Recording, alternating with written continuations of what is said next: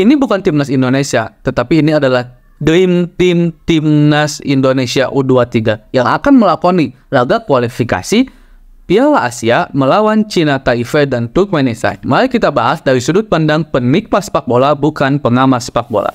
Ya, akhirnya waktu yang ditunggu-tunggu ini tiba, waktu di mana Timnas Indonesia U23 harus melakoni laga melawan Cina Taipei dan Turkmenistan di laga kualifikasi Piala Asia. Dan saya berharap Timnas Indonesia lolos ya, karena kakaknya, seniornya, udah lebih dulu lolos untuk mengarungi Piala Asia di Kuwait nanti ya, kalau saya nggak salah di Kuwait. Dan Timnas Indonesia sekarang adalah Timnas Indonesia yang bagi saya dream team.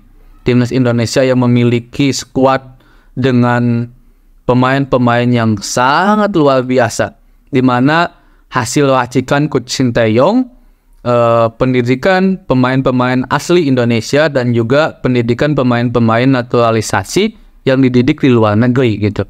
Dan sebelum saya lanjut, saya ingin tanyakan pendapat kalian. Saya ingin tahu pendapat kalian. Menurut kalian, berhasil nggak hasil dari potong generasinya Coach Sinteyong dan sehingga menghasilkan timnas yang bagi saya timnas dream team? Setuju nggak jika seandainya Coach Sinteyong diperpanjang lebih lama untuk menjadi nahkoda timnas Indonesia? Menurut kalian gimana dengan Sinteyong ini? Nah, mari kita lanjut.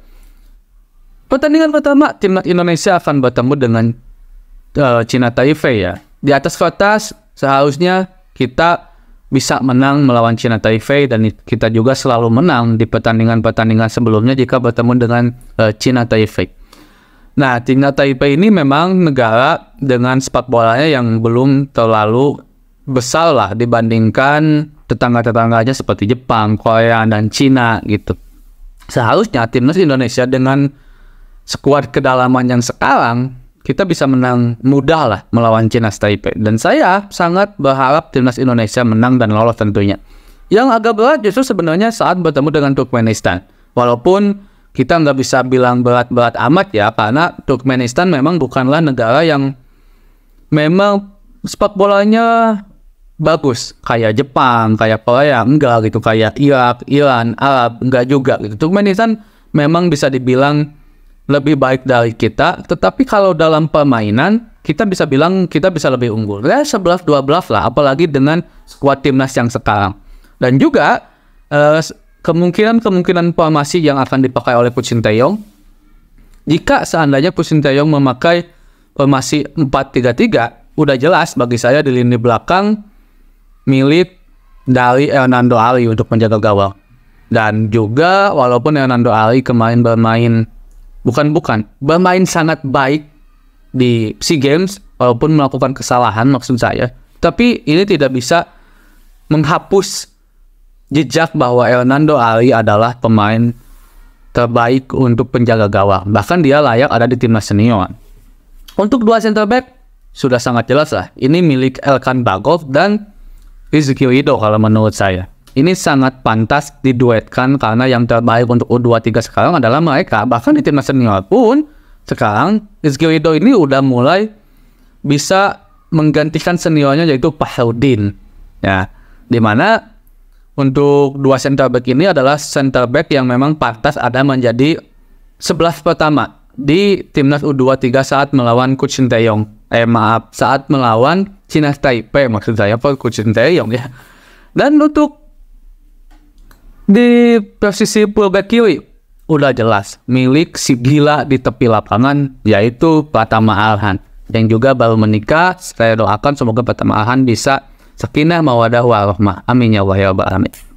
Udah pasti milik Pratama Arhan ya, karena nggak tergantikan lah pemain ini di senior juga. Walaupun ada Saini Fatinama, bisa dibilang Pratama Arhan masih tetap menjadi pilihan utama bagi Coach Sinteyong ya, walaupun kita belum bisa simpulkan itu karena Saini Fatinama pun belum beradaptasi terlalu lama bersama timnas Indonesia. Di posisi kanan seharusnya kan dulu itu ada Bagas Kava ya, karena Bagas Kava itu cedera yang akhirnya juga digantikan adanya Dewangga juga, tapi akhirnya Dewangga juga dipanggil oleh timnas senior. Mungkin di lini kanan saya masih abu-abu. Dan menurut kalian siapa sih yang pantas untuk mengisi posisi yang ditinggalkan oleh Bagas Karpa di fullback kanan ini. Nah, untuk lini tengah yang pasti akan menjadi andalan Coach Sintayong adalah Marcelino Ferdinand. Marcelino Ferdinand akan menjadi andalan di lini tengah karena ini adalah pemain muda yang sangat kreatif, dan juga mungkin dua gelandang yang akan menemani Marcelino itu. Kalau saya itu dulu suka banget sama gelandang bertahannya PSM Makassar yang dipanggil oleh Coach Sintayong. Ada yang tahu gak siapa itu namanya? Coba komen di kolom komentar. Tapi kalau sekarang kayaknya untuk Arsan Fikri, Beckham Putra, dan Marcelino agak kurang mungkin ya, karena tiga pemain ini adalah tipe pemain yang sangat kreatif dan lebih menjurus ke gelandang yang sangat menyerang gitu, kecuali Arsan Fikri yang lebih box to box. Kemungkinannya Arsan Fikri akan dipasangkan, dan juga Marcelino, dan juga untuk gelandang bertahannya saya yang masih abu-abu nih, kira-kira akan dipakai siapa ya. Kalau di timnas senior, di timnas Asian Games nanti yang dipanggil oleh Coach Indra Sapri, kayaknya gelandang bertahan akan di plot seorang Mark Klok. Tapi kalau di Piala Asia saya masih abu-abu. Dan di lini depan nih, bro, ujung tombak udah pasti Ramadhan Sananta. Untuk bisa di penyerang kanannya banyak banget di sini. Di sini bisa Kelly Storio juga yang bermain aktif di Asian Games kemarin, bisa juga dipasangkan di situ.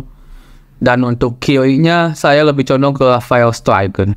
Rafael Strike juga kayaknya akan diplot untuk bisa mendampingi Ramadhan Sananta memberikan serangan ke depan. Kalau formasinya 4-3-3 ya. Tapi jika boleh saya sarankan untuk gelandang bertahan ini juga, siapa lagi kalau bukan pemain naturalisasi muda kita asal FC Utrecht, Ivar Jenner. Ivar Jenner juga akan menjadi pemain yang menjadi 11 pertama lah di di Piala Asia ini. Dan untuk tadi posisi kanan, fullback kanan, kayaknya Fajar Fatur Rahman juga bakal diplot di situ kalau menurut saya, menurut pertimbangan saya ya. Tapi kalau teman-teman punya pendapat lain, boleh silahkan berikan pendapat kalian di kolom komentar.